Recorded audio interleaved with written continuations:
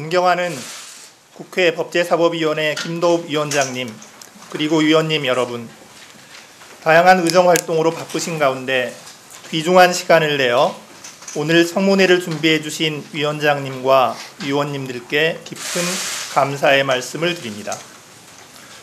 여러모로 부족한 제가 헌법재판관 후보자로서 이 자리에 서게 된 것을 과분한 영광으로 생각합니다. 오늘의 이 청문회는 국민의 대표이신 위원님들께서 헌법재판관으로서 저의 자질과 능력을 검증하는 자리입니다.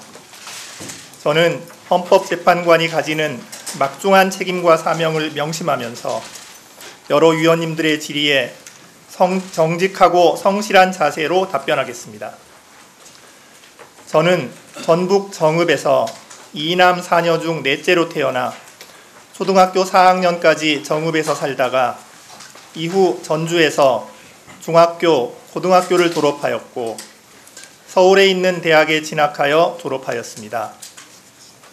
아버지는 정읍에서 초등학교 교장으로 정년퇴직까지 근무하셨습니다. 경제적으로 넉넉하지는 않았지만 부모님의 헌신적인 뒷바라지로 저는 비교적 무난하게 학창시절을 지낼 수 있었습니다. 저는 1991년에 결혼하여 아들 둘을 두었는데 둘째가 자폐성 장애 1급 진단을 받은 자폐아입니다. 유난히도 잘생기고 순한 아이였던 둘째가 자폐 진단을 받고 나서 우리 가족의 생활은 송두리째 바뀌었습니다. 저희 부부는 자고 싶을 때 마음대로 잘 수 없고 쉬고 싶을 때 편히 쉴 수가 없으며 둘째랑 같이 외출을 하면 다른 사람들로부터 특별한 시선을 받아야 하는 고단한 처지가 되었습니다. 제 처는 천직으로 생각하던 교사직을 포기하고 둘째 뒷바라지에 전념하여야 했고 첫째는 둘째와 같은 초등학교를 다니면서 자폐아의 형이라는 시선을 감내하여야 했습니다. 지금도 제 처와 저의 몸에는 둘째로부터 꼬집 피거나 물려서 생긴 상처 그리고 흉터가 남아 있습니다.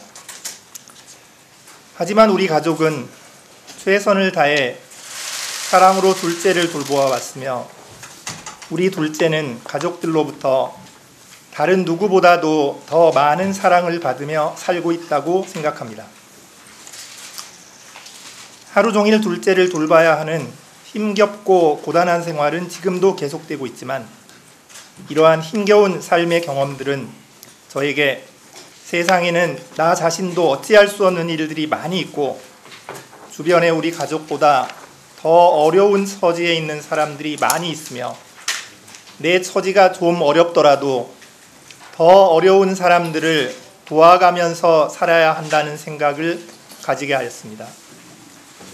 그리고 이러한 경험이 저로 하여금 세상을 좀 더 폭넓고 깊이 있게 이해하는 계기가 되었고 법관으로서의 자세나 시각에도 긍정적인 영향을 주었다고 생각합니다. 저는 1993년 서울지방법원 의정부 지원 판사로 임명된 이래 지금까지 30년 동안 각종 재판 업무와 다양한 사법행정 업무를 담당하여 왔습니다. 법관으로서 저의 생활은 하루하루가 반성과 후회의 연속이었습니다. 어제 법정에서 재판하면서 있었던 일이 오늘 하루 종일 머릿속에 맴돌면서 내가 좀 더 잘할 수는 없었을까, 더 나은 해결책은 없었을까 하는 고민을 늘 하였습니다.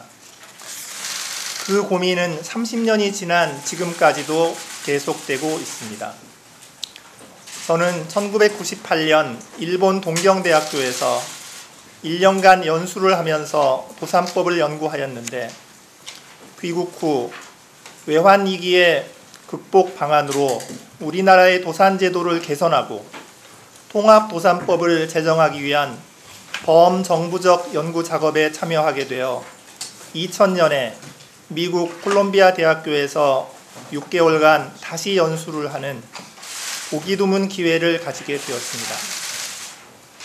그 기간 미국과 일본의 실제 재판 모습을 가까이서 지켜보면서 각 나라의 재판 모습이 서로 너무나도 다르다는 것을 체감하였습니다. 어떤 방식의 재판이 가장 바람직한 것인지를 늘 고민하였기 때문에 해외 출장이나 학회 등 기회가 있을 때마다 늘 각 나라의 재판을 직접 방청함으로써 개선점을 찾고자 노력하였고, 선진 사법제도에 대한 연구도 게을리하지 않았습니다. 서울중앙지방법원 형사합의부에서 재판장으로 근무할 때에는 형사소송법이 기초로 삼고 있는 공판중심주의와 집중심리주의 원칙을 실제 재판에서 구현하기 위하여 노력하였습니다. 그 경험을 통해 공판중심주의의 구현과 집중심리주의야말로 법관이 편견 없이 사건의 실체에 도달하고 피고인의 방어권도 보장할 수 있는 형사재판의 이상적인 모습에 해당한다는 확신을 가질 수 있었고, 이후 실무에서 공판중심주의 원칙이 점차 강화되는 모습을 보면서 한편으로 뿌듯함을 느끼기도 하였습니다. 그렇다고 제가 다른 법관들보다 재판을 더 잘한다고 말할 수 있는 수준은 분명히 아닐 것입니다. 저는 지금도 법관으로서 능력에 많이 부족함을 느낍니다. 늘 고민하고 반성하면서 세상의 모든 사람들로부터 배우고 또 배워서 저의 재판을 개선하고자 하는 것이 저의 작은 소망입니다.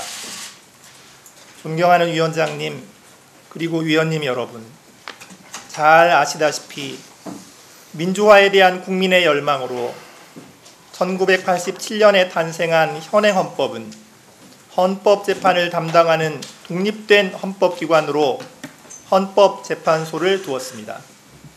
그동안 헌법재판소는 우리 사회가 지키고 추구해야 할 헌법적 가치를 선언하고 사회 변화를 이끌어내는 결정을 내리는 등 국민의 기본권을 보장하고 헌법 질서를 수호하는 최후의 보루로 굳건하게 자리 잡았습니다.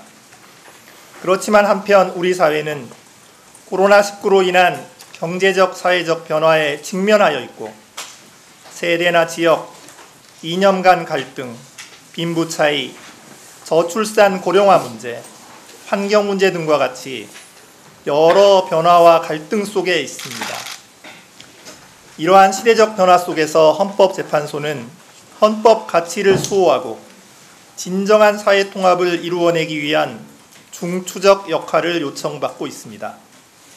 만약 저에게 헌법재판관으로 일할 수 있는 기회가 주어진다면 이러한 사회와 국민의식의 변화의 흐름을 놓치지 않고 헌법의 이념이 어떠한 형태로 구체화되어야 하는지를 항상 고민하겠습니다. 이를 통해 다수결의 원칙이 지배하는 민주주의 사회에서 소수자, 약자의 인권을 보호하고 실질적 평등의 원칙을 실현하는 한편 헌법 질서가 존중되는 사회를 이루어 나가는데 혼신의 힘을 다하겠습니다. 저는 오늘 이 청문회에도 진심을 가지고 임하겠습니다. 위원님들께서 주시는 충고와 당부의 말씀을 주권자인 국민의 목소리로 겸허히 받아들이겠습니다. 저에 대한 청문회를 위하여 귀한 시간을 할애해 주신 김도읍 위원장님과 여러 위원님들, 그리고 헌법재판소에 대한 관심과 애정으로 청문회를 지켜보시는 국민 여러분께 다시 한번 깊은 존경과 감사의 말씀을 드립니다. 경청해 주셔서 대단히 감사합니다.